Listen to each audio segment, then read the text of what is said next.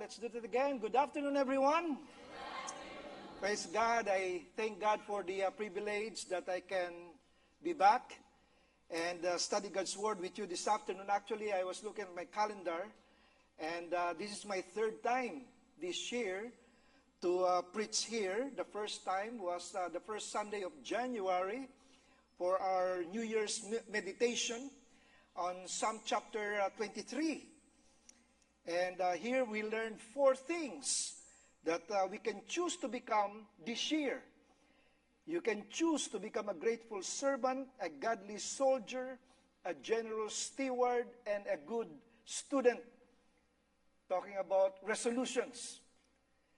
And then the second time I preached here, also last January, we talked about how we can truly become happy people. You know, we always greet people, Happy New Year. And so we studied Psalm chapter 1. And here we see, or our title was 2 Men, 2 Choices, 2 Destinies. And Psalm chapter 1 makes it very clear that if you want to be truly happy, only 2 paths to choose. You can choose to live a godly life, or you can choose to live an ungodly one. And then, of course, February, I was in the Philippines, and March in Cuba. And so this month, I'm here. But maybe some of you who are here today are confronted with that choice, whether to pursue happiness through ungodliness, through the standards of the world, or to live a godly life according to the standards of the Word. Or maybe for some of us here this afternoon, we are already living in sin, and you're beginning to entertain the thought that it's okay. God even seems to be prospering you. But brothers and sisters, don't be deceived. This is what the Bible calls the fleeting pleasures of sin. You see, nobody ever said that sin is not pleasurable or that it will not bring you happiness. But what the Bible clearly teaches is that happiness, that kind of happiness, is only fleeting. It is only temporary. It will not last. The Bible declares in Galatians chapter 6, 7 and 8. Let's all read this together. Ready? Read. Don't be deceived. God cannot be mocked. A man reaps what he sows. Whatever sows to please from the flesh will reap destruction. Whoever sows to please the Spirit, from the Spirit will reap eternal life. And so we ask the question, what happens when we remain in sin? What happens when we keep on giving in to temptation? What happens when we allow sin to remain unconfessed? Brothers and sisters, what happens when God says, enough? And so this afternoon, I'd like to continue in our study of the book of Psalms. And this time, look at a biblical character who had to learn that lesson the hard way. David learned the destructive power of sin. And so if you have your Bibles with you, you can open up to Psalm chapter 51. This is David's psalm of confession. This is David's psalm of restoration after learning the hard way the destructive power of sin. I'd like for us to read together the first four verses of Psalm chapter 51 from the same translation. So please join me. Let's all stand together and let's read aloud Psalm 51 verses 1 to 4. All together now, ready, read.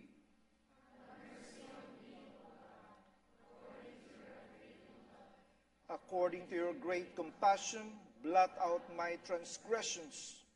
Wash away all my iniquity and cleanse me from my sin. For I know my transgressions, and my sin is always before me.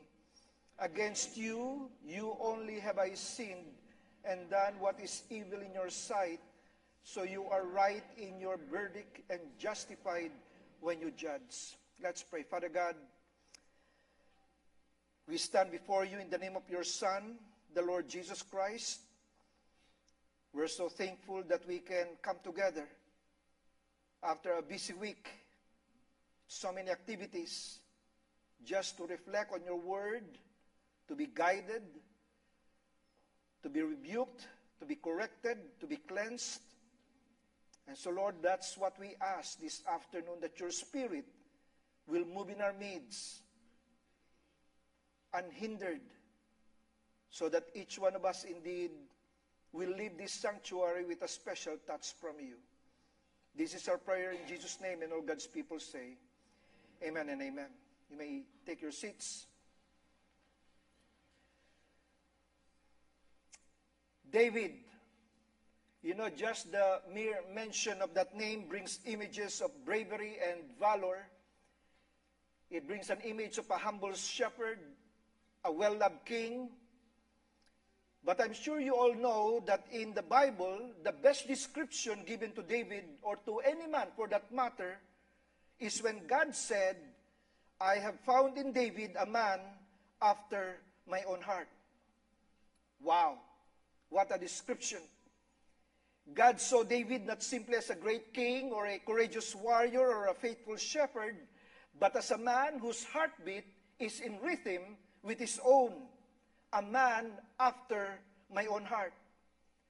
But now I'd like you to take note of the three-letter word. It says man, just a human being. You see, while David was great and gallant, David was nevertheless merely a man, plagued with flaws in his character and failure in his reign. And we see this failure in the life of David more vividly here in 2 Samuel chapter 11. This will be a good background to Psalm chapter 51.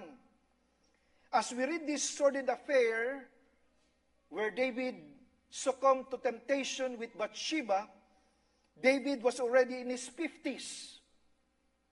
Anybody here already in their 50s and 60s? Kindly raise your hand. In their 50s and 60s. All right? If you're in your 50s and 60s and you did not raise your hand, you can confess your sins later. But just because we are older, I'm 63, never think that we will not succumb to temptation anymore. That we're already old. David was already in his 50s when he succumbed to this temptation. He had been Israel's king for more than 20 years. By this time, he has already distinguished himself as a gifted musician, a valiant warrior, and a man of God. And yet, what we see here is that even with his impressive resume, he had his faults. So here in 2 Samuel 11, David had to learn the hard way the destructive power of sin. Let me read for you 2 Samuel 11 verse 1. It says here, in the spring, at the time when kings go off to war, David sent Joab out with the king's men and the whole Israelite army. They destroyed the Ammonites and besieged Rabbah. And then look at that last line. But David remained in Jerusalem. David's career was at all-time high.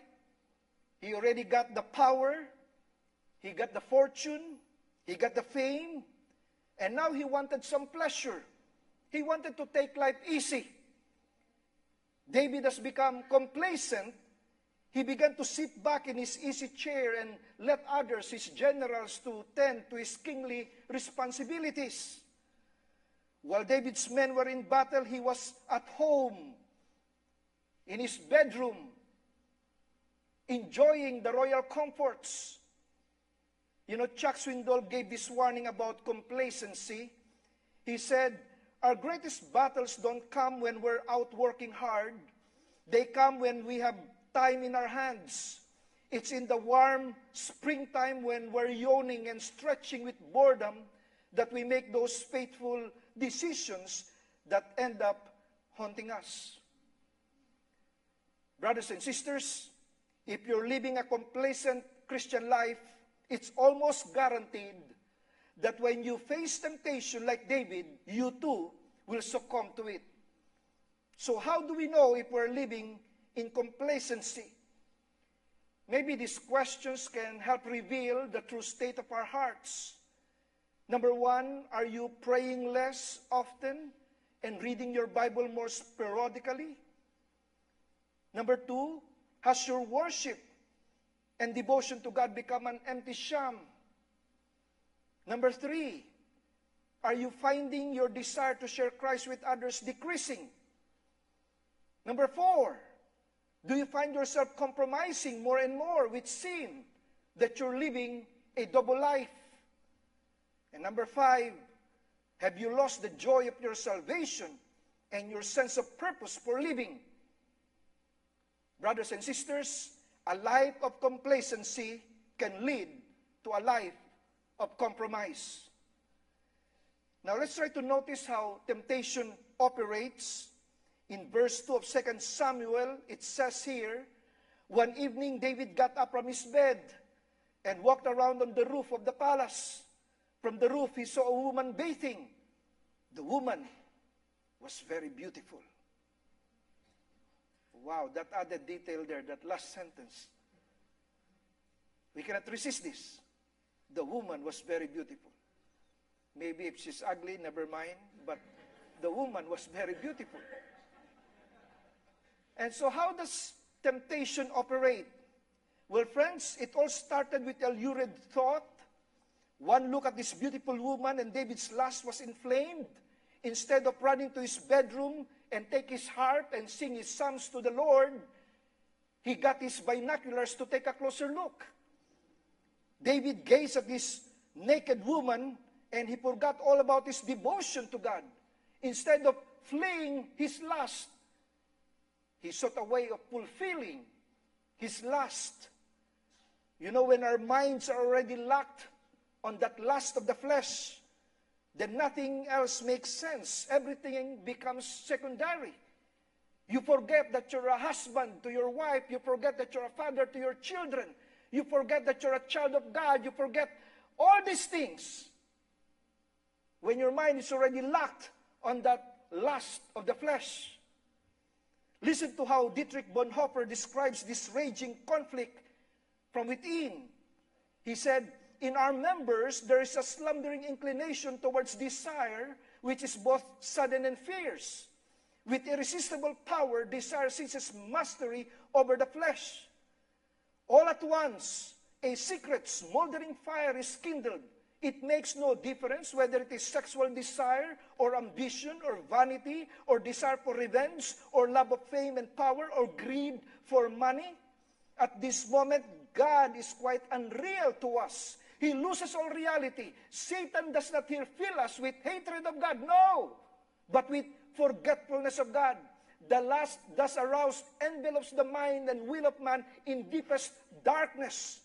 The powers of clear discrimination and of decision are taken from us. There is no resistance to Satan other than flight. Every struggle against lust in one's strength is doomed to failure. It all started with a lurid thought. Whatever you fill your minds will control you.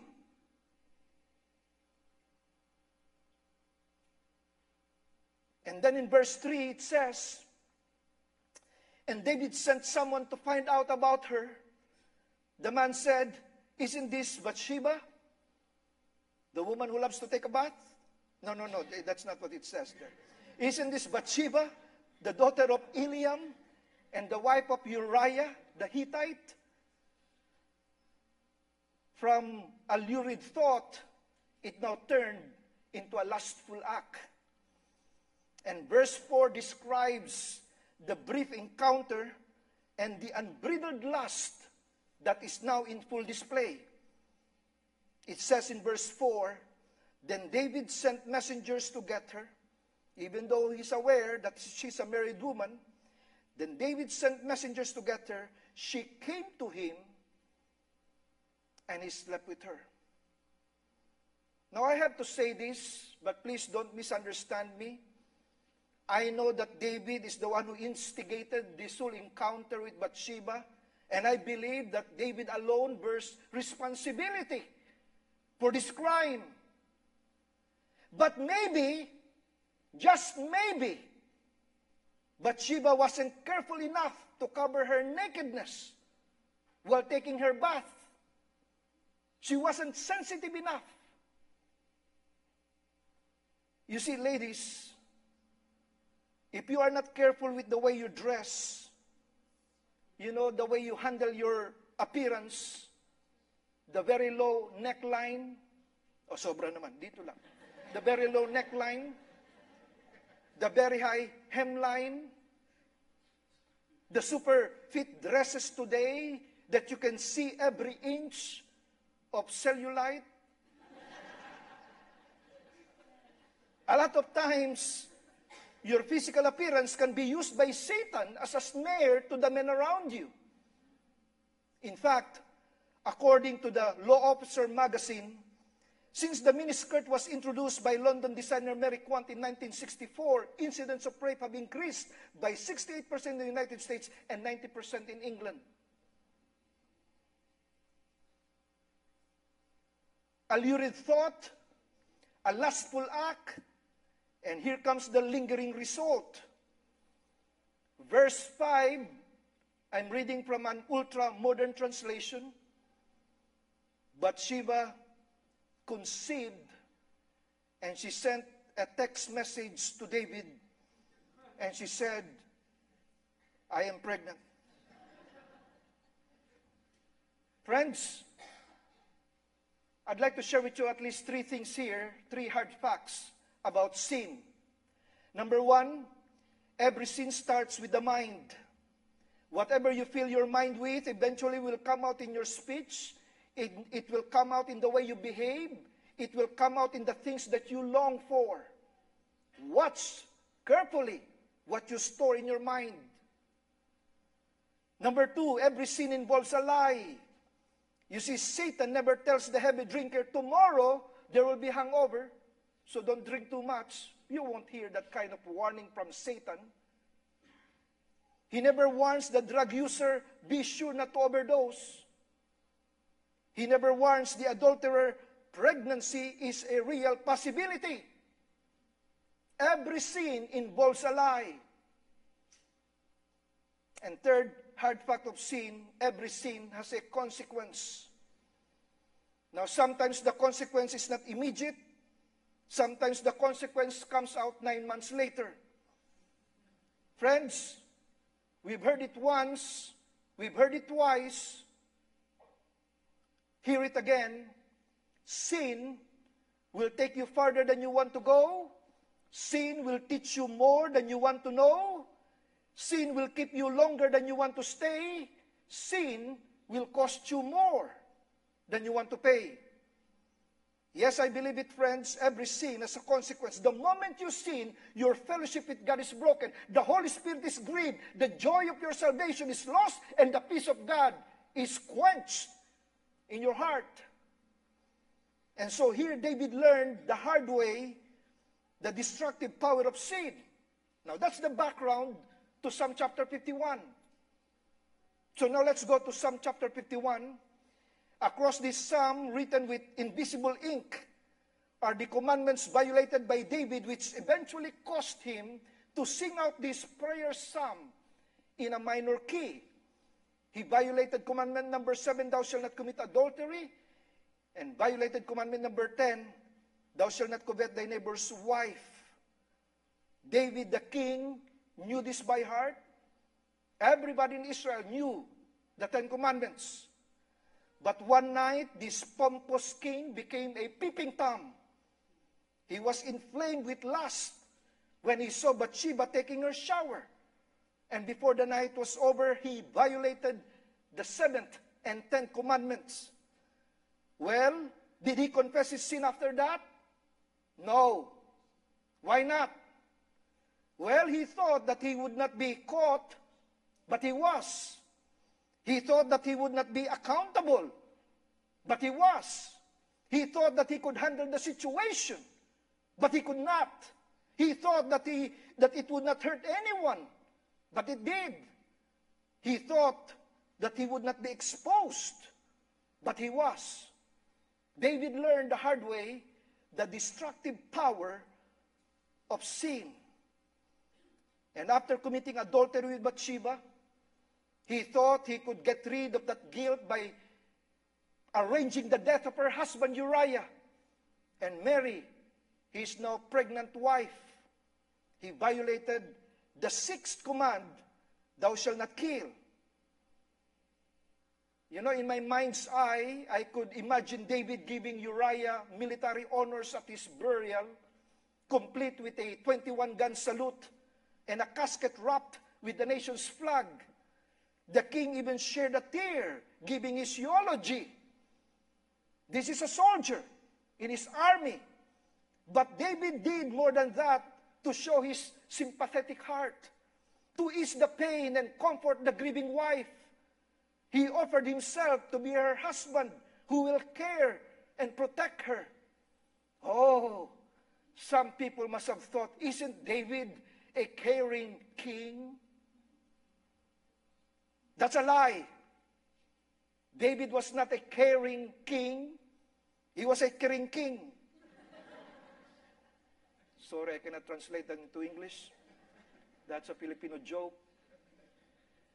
He just violated the ninth command, thou shalt not bear false witness. 6, 7, 9, and 10, and would you believe this? Still, he would not confess his sins. Now, David is about to learn the destructive power of sin. He thought that he has now buried this problem 6 feet under the ground, and that now he can go back to his normal way of life. But no, friends, it only made matters worse. He couldn't get his sin out of his heart and mind. He was disturbed mentally, he was depressed emotionally, he was debilitated physically, and he has deteriorated spiritually. David learned the destructive power of sin. Psalm 51 came as a result. This is his psalm of surrender.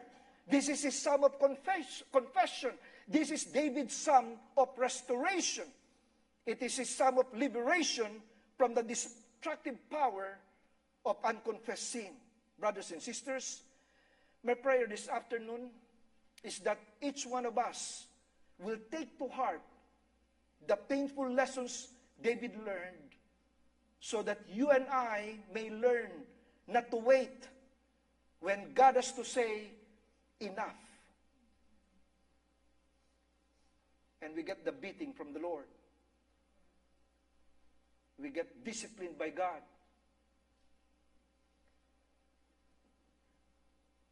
Yes, so you and I may be spared from the destructive power of sin. David's son Solomon has this advice in Proverbs 28 verse 13.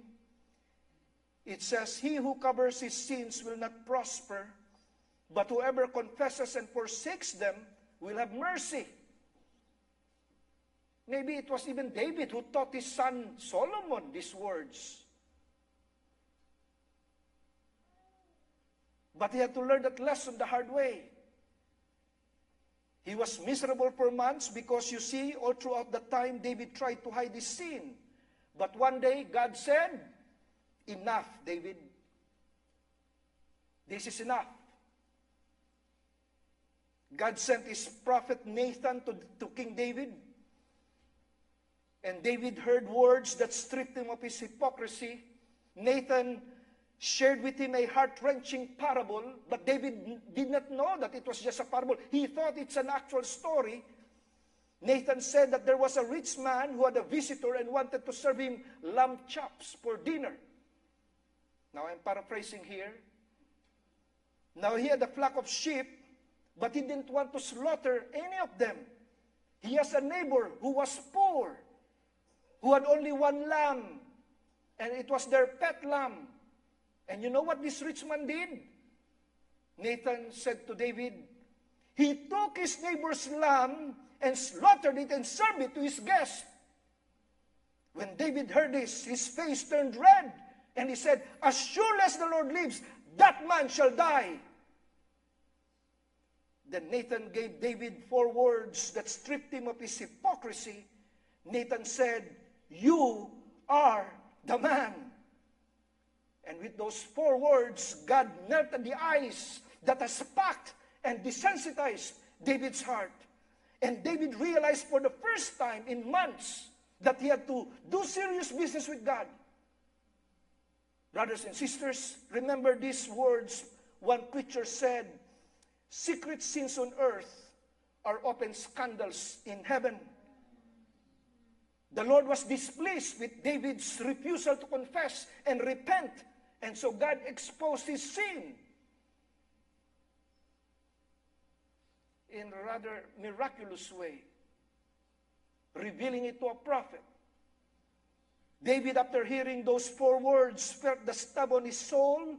He was convicted of his sins. His legs began to tremble, and he dropped to his knees. And as before the God of the universe, he's now willing to confess his sins.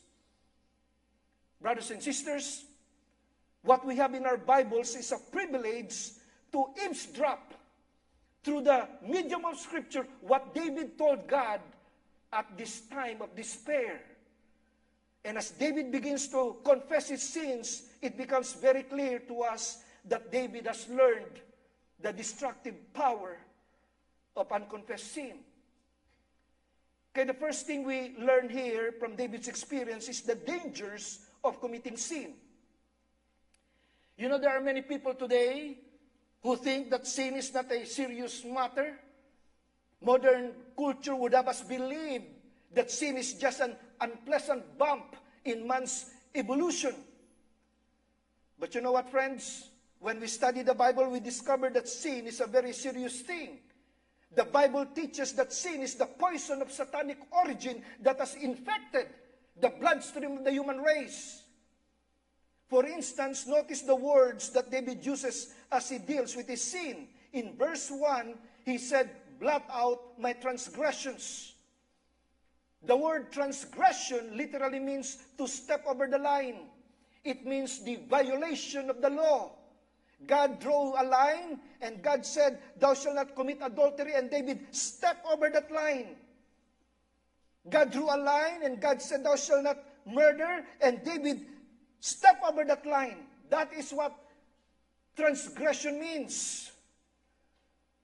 David stepped over that line, and then God had to deal with this sin that he's trying to cover up. Sin is transgression. Sin is rebellion against the law of God. And then did you notice he uses in verse 2 the word iniquity. Wash away all my iniquity. Now the word iniquity means distortion. It means to twist, to pervert. You see, God has given us this beautiful gift of sex within marriage. But David has taken this beautiful gift of sex and perverted it. He distorted it so that something good became something bad. Now, we live in a society where casual sex is okay. We live in a society where live-in is okay. We live in a society where friends with benefits is okay. But I can assure you, friends, it's not okay with the Lord. Sin is taking something good, and through illegitimate means, you pervert it, you twist it, you deform it. Sin is distortion. Sin is iniquity. You see, a lot of people think that when you sin, and that's the end of it. Just take a shower and it's all done. There's nothing more to it. Well, friends, the Bible makes it very clear that sin stains everything it touches, sin destroys everything it passes, and sin leaves a print everywhere it steps. You see, sin has a way of affecting every area of our lives. We notice here in this psalm that sin affects the mind. Again in verse 3, here's what David wrote. David said, for I know my transgressions.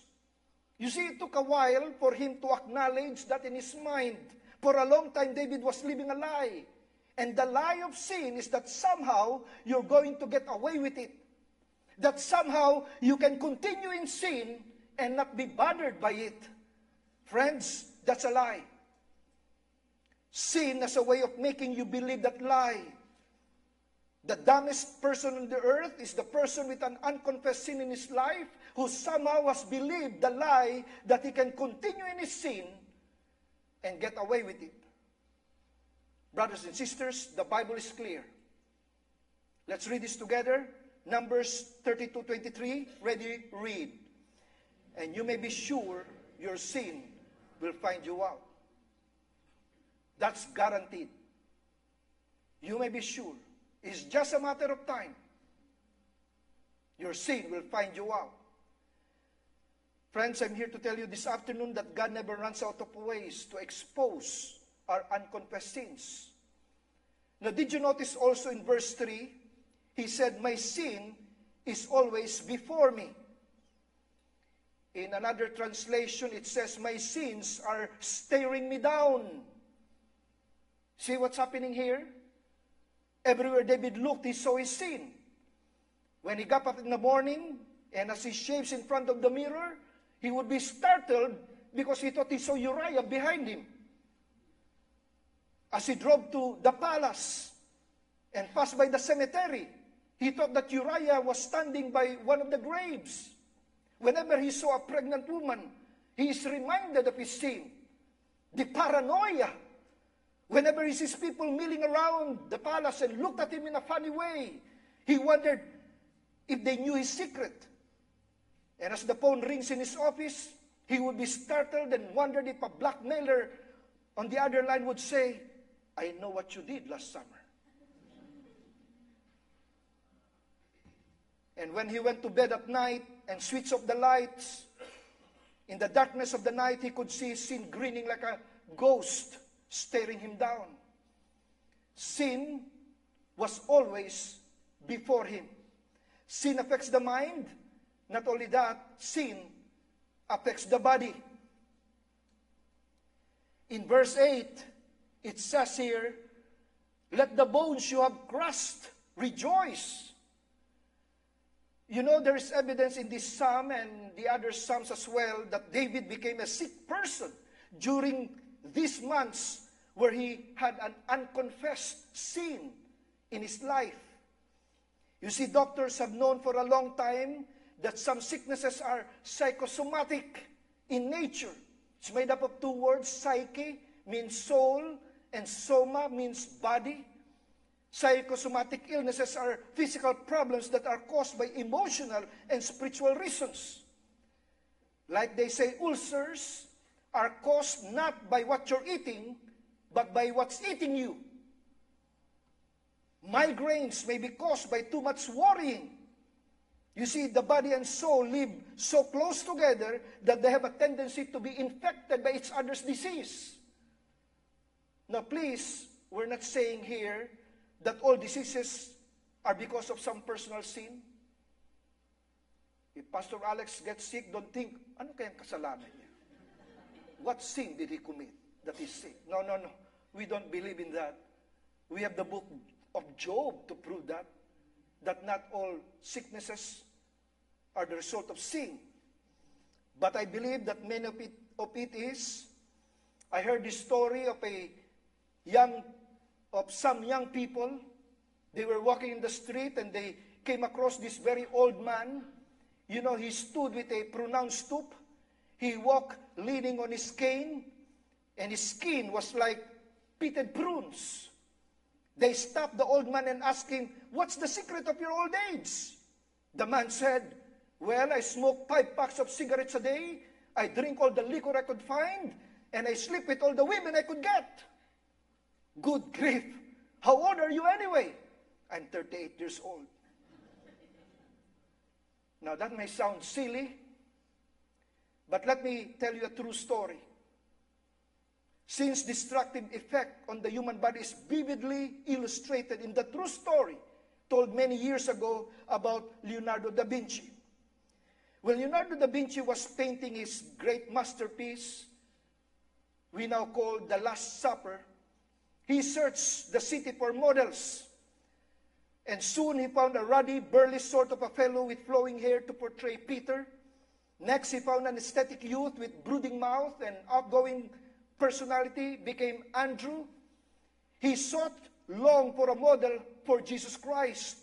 At last, he located a chorister in one of the churches in Rome who was lovely in life and features, that young man named Pietro Bandinelli. See, it's a true story. There's even a name there. Pietro Bandinelli. Within a month, the painter had models for all his apostles except one. But try as he would, he could not find a model for Judas Iscariot. Years passed and the painting was still unfinished. Without the demonic impact of that betrayer, the Last Supper lost much of its meaning. Wherever the artist went and whatever he did, he looked for a face that had been hardened and distorted by sin, a model of a man who sold his Lord for 30 pieces of silver. At last, several years later, he found a beggar, a sullen drunk on the streets of Rome with a face so villainous he shuddered when he looked at him. His face was ravaged by self-indulgence. His eyes could not hide the bad conscience which smoldered behind them.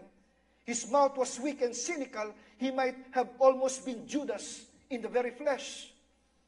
Leonardo da Vinci hired a man to sit for him as he painted the face of Judas on his canvas. And just as the painter was applying the finishing touches to the canvas, the model suddenly burst into tears. Between sobs, he blurted out his question, "You don't recognize me, do you?" "No, I'm afraid I don't," said Leonardo. Then the drunk shocked the painter by saying, "I am Pietro Bandinelli, the man who sat for you many years ago as your model of Jesus Christ." The sinful years had disfigured the face. Yes, sin as a way of showing up in the physical body when it gets hold of you, when it controls you. We see sin in the bloated face of an alcoholic. We see it in the nervous twitch of a drug addict. We see it in the blank stare of the impure. Their eyes cannot hide the bad conscience which smoldered behind them. Their teeth are discolored by nicotine. Their breath betrays the foul odor of liquor. And their body is just ravaged by sin. Sin is a way of taking its toll on the human body. Oh, the destructive power of sin. Sin affects the mind. Sin affects the body. And sin also affects the heart. Verse 10 says, "Create in me a clean heart, O God." You see, sin makes you unclean. It makes you feel dirty, isn't it?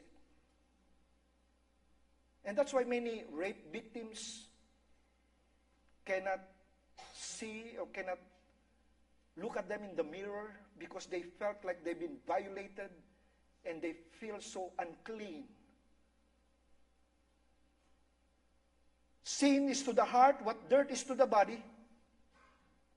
When you sin, it makes you feel dirty on the inside. And the tragedy is many people have lived so long with a dirty heart, and then they've gotten used to it. Like that story of a boy who went home and told his mom, "Mom, my dorm mates has gotten us a goat for a pet, and it stays inside the room." And the mom said, "Goodness gracious, son, won't the odor be so offensive?" And the boy said, "Don't worry, Mom, the goat will get used to it." You know, a lot of people, they have a dirty heart for so long that they have gotten used to it. And that's what sin does in our hearts. But David learned the dangers of committing sin, and now David also learned the dynamics of confessing sin. In verse 3, he said, "For I know my transgressions." You know what he's doing here is that he's now acknowledging his sins in his mind. That's the same way of saying, "I confess my transgressions." And so this verse makes it the equivalent of 1 John 1:9. Let's all read this together. Ready, read.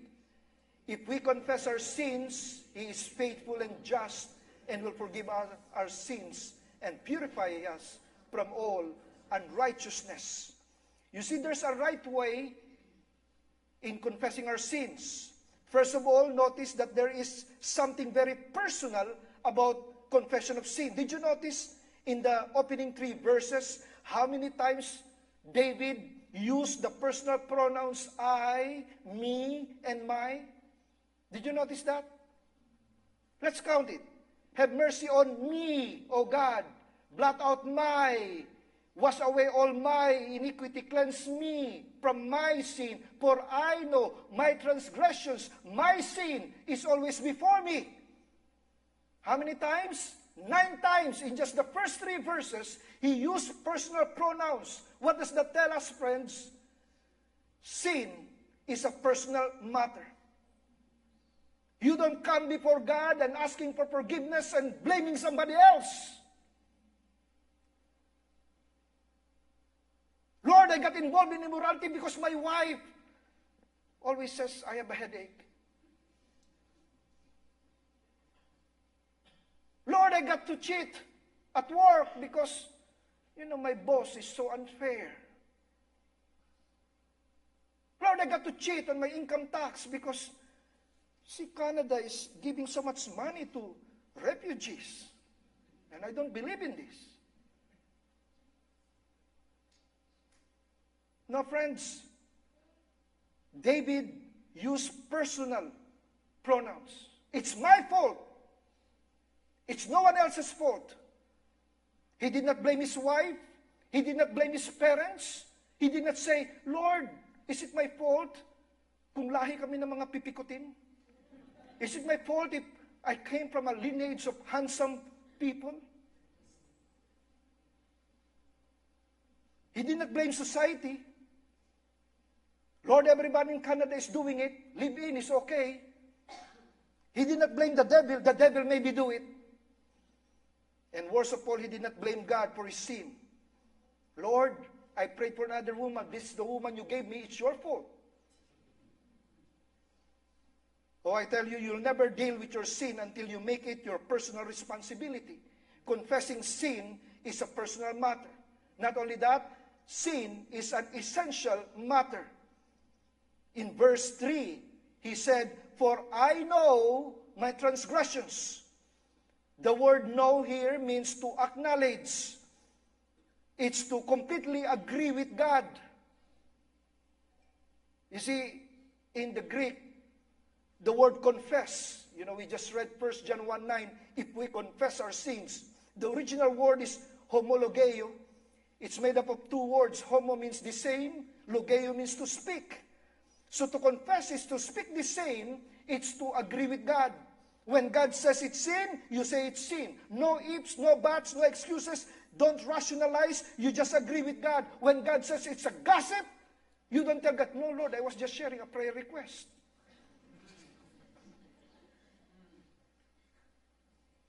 When you confess your sin, it means that you come to the point that you're willing to agree with God about His view of sin.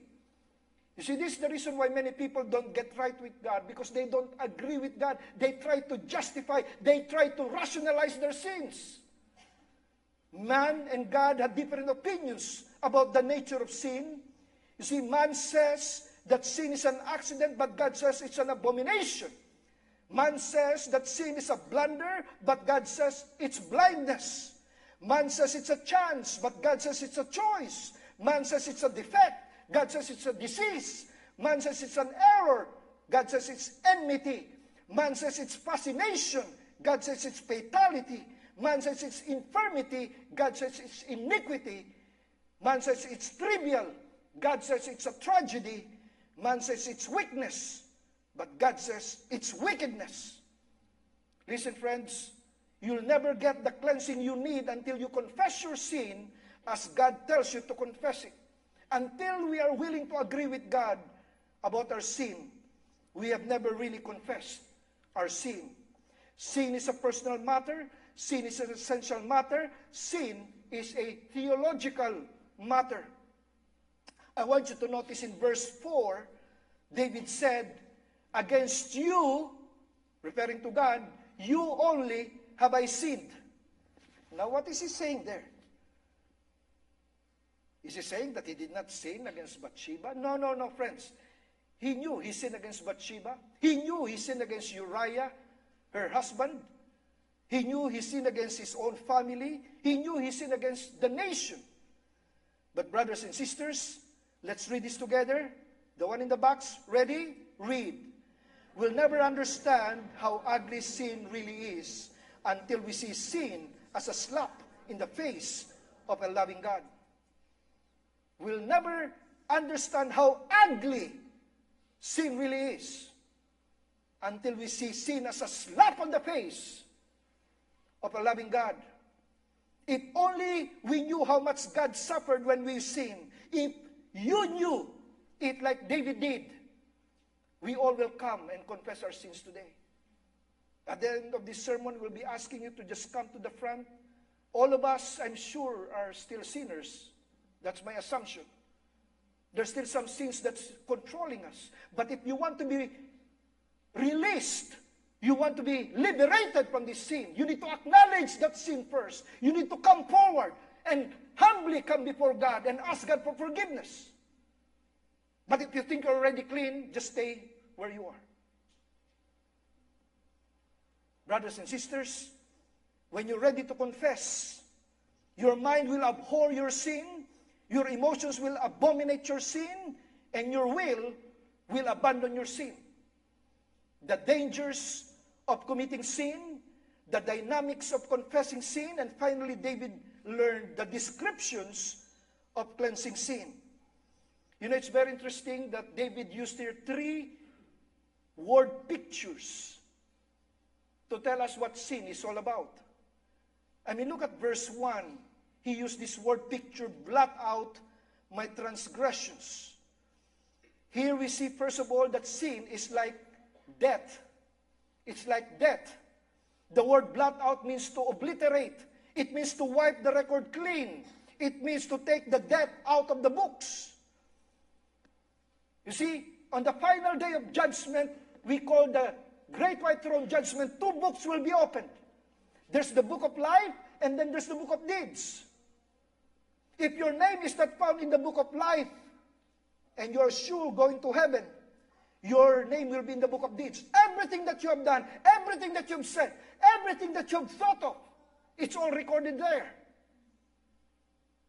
If it has not been blotted out, you won't see God face to face. And so what David is saying here, God, wipe the heavens records clean, wipe my sins off from the books of heaven. And praise God, that's what Jesus Christ did.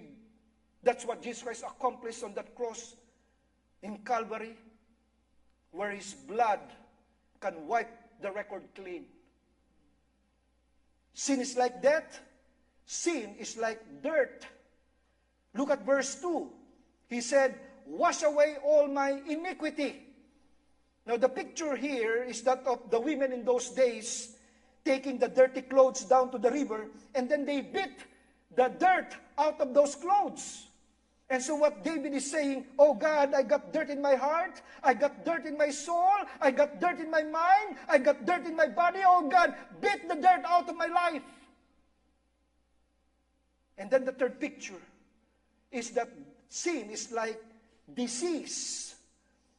And that's why he said here, he used the word in verse 2, he said, cleanse me from my sin.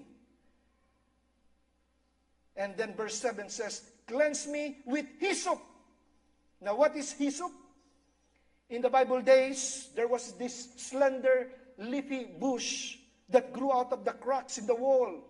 In those days, it was used as a brush to apply the blood in the purification ceremonies. Like in the cleansing of a leper, we find in Leviticus chapter 14. There we have a beautiful picture of the cleansing of the leper.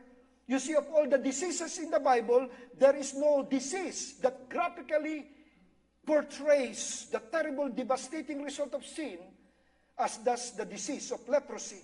Leprosy, as you all know, starts with a little white spot on the skin. Just a small white spot. And then that small speck goes galloping all over your body until the body just collapses in a pool of slime. Brothers and sisters, I'm here to tell you this afternoon that sin is the leprosy of the human soul. But you see, God has a method for cleansing the leper, and it gives us a picture of how we can be cleansed from our sins. In Leviticus 14, the priest would bring with him 2 living birds, an earthen vessel. He got some cedar wood, he got some scarlet thread, and then he got some hyssop. With the wood, he got the hyssop tied to it with the scarlet thread, and it becomes the handle and then the brush. The priest would kill one of the birds, slash its throat, and then shed its blood and placed on an earthen vessel. Now with the brush made of hyssop, this blood is now applied to the living bird. The other bird is now dead. The living bird is still here. He now dips this hyssop with the handle of that cedar wood tied with the scarlet thread, and then he applies it to this living bird. And then he lets this bird fly away. As far as the east is from the west, so far as God remove our sins from us. The biblical principle is this: without the shedding of blood, an innocent blood, there is no forgiveness of sins. Somebody has to die for your sins. It's either you die for your sin or somebody else die for your sin. And that's why, friends, the only way you and I can get cleansing of our sin is by being born again. And the first thing you need to acknowledge is that you are a sinner before God who needs the Savior. You need to believe that Jesus Christ alone died for your sins, believing that He rose from the dead, and now He has the power to give you eternal life if you receive Him into your heart, surrendering your whole life to Him as your Lord and Savior. And in that way, we won't experience the destructive power of sin. Friends, nothing but the blood of Jesus can wash away our sins, so that you don't have to experience the destructive power of sin. Brothers and sisters, listen to this. I'm about to end now. Sooner or later, whether we like it or not, the easy way or the hard way, all of us will have to learn that taking sin seriously is not optional for us believers. It never has been, and it never will be. Let me close with this story, and then the worship team will sing that song that we sang during the communion. Mary and Johnny spent their summer at their grandpa's farm. Of the many farm animals, grandpa's favorite is the goose. This goose would come waddling inside the house, expecting to be fed, and then go out again. One afternoon, Mary and Johnny were playing near the pond, where Johnny was throwing rocks and watching the ripples, when he saw grandpa's goose come waddling and swim in the pool. Johnny got a good-sized rock and told Mary that he's going to hit grandpa's goose. Mary shouted, "No, Johnny, don't do it!"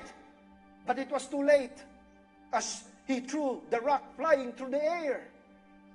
The goose was hit bullseye, or in this case, goose-eye. It dropped dead and floated to the shore. Johnny didn't know what to do. In panic, he dug a hole behind the barn and buried the goose. Then during the dinner, Grandpa asked, "Kids, did you see my goose?" Both of them were silent and just shook their head. After dinner, Grandpa said, "Mary, wash the dishes and sweep the floor." And Grandpa went upstairs. Mary turned to Johnny and said, "Johnny, you heard Grandpa. You wash the dishes and sweep the floor." Johnny protested, "Grandpa told you to do it." But Mary responded, "Well, how about the goose?" Johnny washed the dishes and swept the floor. The next day after dinner, Grandpa said, "Mary washed the dishes and swept the floor." And he went upstairs. And Mary told Johnny, "You heard Grandpa, Johnny. Go wash the dishes and sweep the floor." So Johnny ended up doing Mary's chores, because he felt so guilty about what he did. Then one afternoon, Johnny gathered all the courage he could muster and went upstairs. Sheepishly, he went inside Grandpa's room with tears now flowing down his cheek. "What's the matter with you, Johnny?" as Grandpa lifted him to sit on his lap. And in between sobs, Johnny said, "Grandpa, forgive me. I didn't really mean it, but I killed your goose." "Yes, Johnny, I know. I was there at the balcony and saw you when you threw the truck. I'm just waiting for you to admit it. And now that you've done it, you're forgiven." And gave him a big hug. Johnny walked out of that room like floating on air. It's like a big load was lifted out of his shoulders. That night after dinner, Grandpa said, "Mary, wash the dishes and sweep the floor." And Grandpa went upstairs. And Mary, as she had been doing for several nights, said, "Johnny, do it." But to her shock, Johnny stood up and said, "No, you do it." And Mary said, "What about the goose?" "Well, what about it? I confessed it to Grandpa and I was forgiven. I'm free." He shouted, "I'm forgiven." And that night, Mary washed the dishes and swept the floor. Friends, have you been doing the devil's chores lately? Do you feel the guilt of sin haunting you every night? Do you want to be released from that sin that has bandaged you, that has enslaved you for so long? Confess it to God and be free from the destructive power of sin. Don't delay. Let's not wait until God says, "Enough."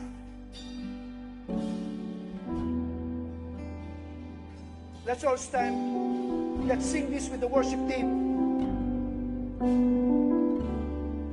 And friends, I won't be praying for each one of you. But if you want to be released from any sin, any burden in your heart, as the worship team is singing, just come to the front. We'll just have one prayer for everyone. The blood is available tonight, this afternoon. The Spirit of the Lord is moving in each of our hearts. We can be released from whatever sin we may have. Let's sing with the worship team.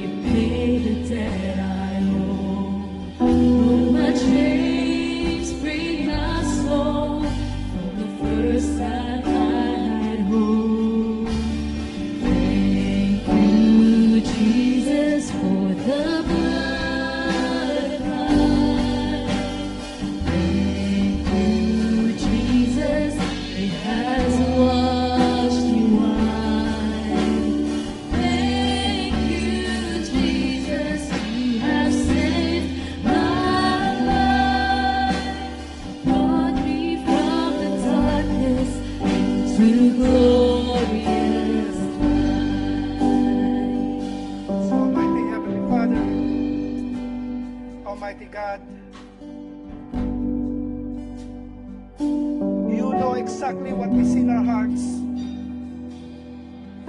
You know why we're standing here in front.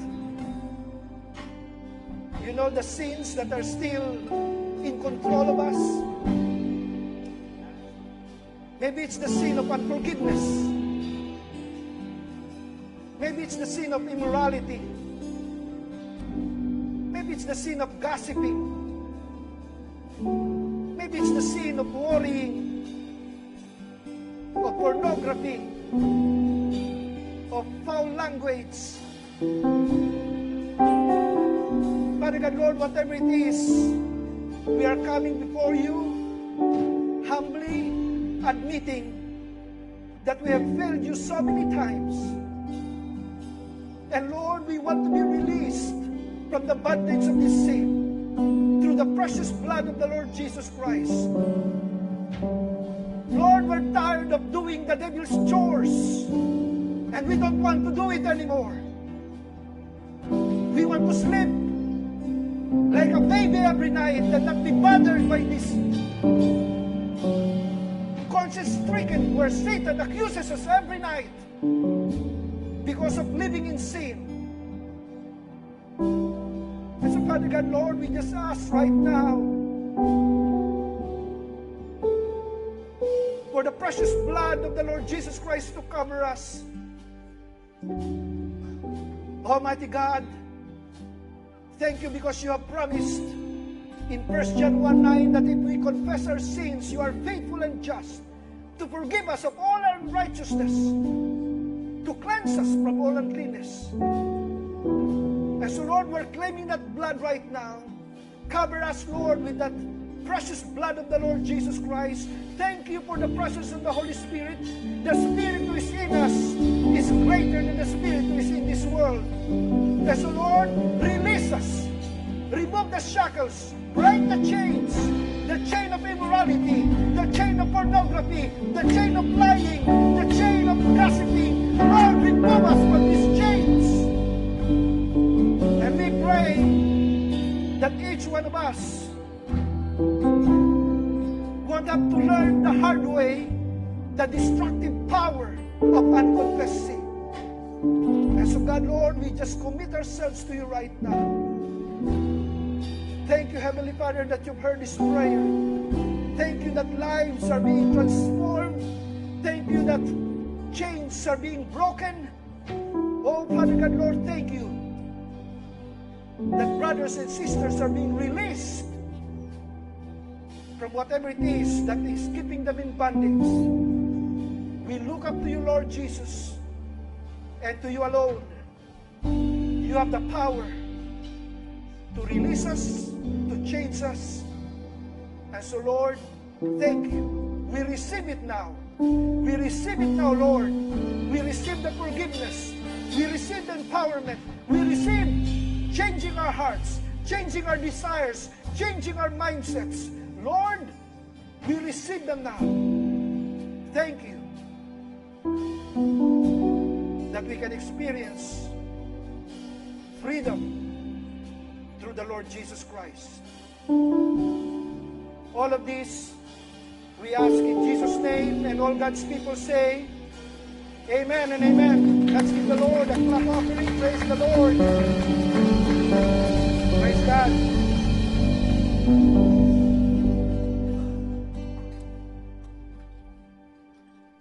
Praise God. Where's the tissue there? There's the tissue.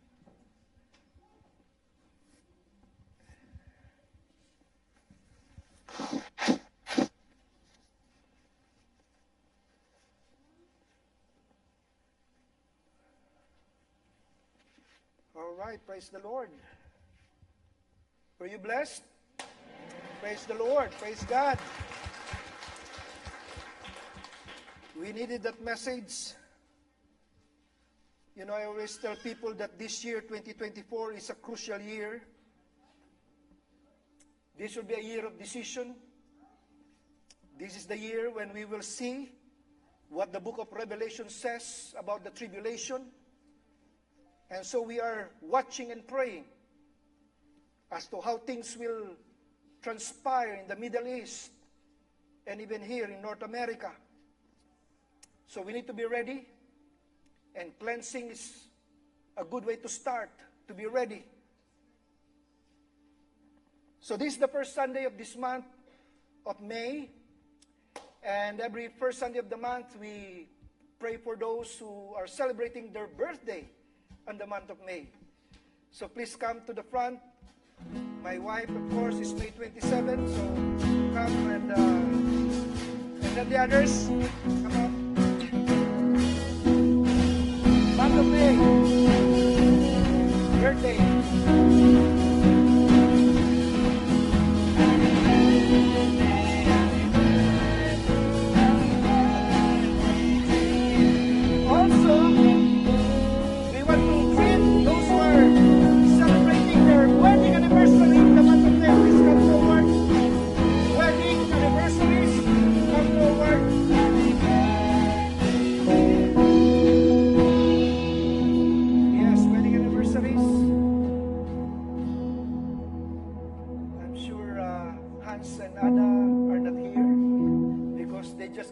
Last Friday, so they're still on cloud 9, their honeymoon, but we have people here celebrating their wedding anniversary in the month of May. Again, we thank the Lord for the past year. So friends, I'd like for all of you to please stand, everybody now, our brothers and sisters. You know, we are one family. We rejoice with those who rejoice, and we mourn with those who mourn.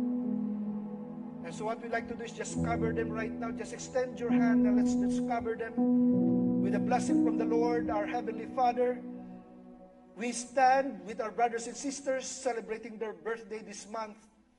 And Lord, with our hands extended, covering them, Lord, we pray that you will grant them their birthday wish for your glory. We rejoice with them for the past year, for the way you have provided and protected them. But Lord, as they look forward to another year, we pray that they will experience God's provision in miraculous ways, God's protection in miraculous ways. So Lord, we pray for our brothers and sisters celebrating their birthday this month. Thank you, Heavenly Father, for the couples who are celebrating their wedding anniversary this month. Thank you again for the past year, how you have drawn them closer to each other. But Lord, as they look forward to another year, we pray that they will experience you at the tip of the triangle, that both the husband and the wife will be drawn closer to you, so that they'll be drawn closer to each other. And so Lord, we pray for those celebrating their wedding anniversaries this month, that indeed they will be a model of what it means to be husband and wife to their children, to their relatives, and to those around them. In a time when we see there's so many broken marriages, we need models, we need examples. And so Lord, we pray for these couples that they will indeed be those models that our children can emulate. So Lord, we commit to you these brothers and sisters now. Thank you again for how you will bless them mightily. All because of the Lord Jesus Christ. And in His name we pray, and all God's people say, Amen and Amen. Amen. Remain standing. We'll have our benediction. And again, after our benediction, we want to have fellowship with you. So we have there some snacks. So don't just rush away and go out. Let's bow our heads, close our eyes, and then raise your hands to receive this blessing from the Lord. And now, may the God of peace that brought again from the dead our Lord Jesus, the great shepherd of the sheep, through the blood of the everlasting covenant, make you perfect in every good work to do His will, working in you that which is well-pleasing in His sight, through Jesus Christ, to whom be glory forever and ever. Amen. Amen and amen. Praise the Lord. God bless everyone.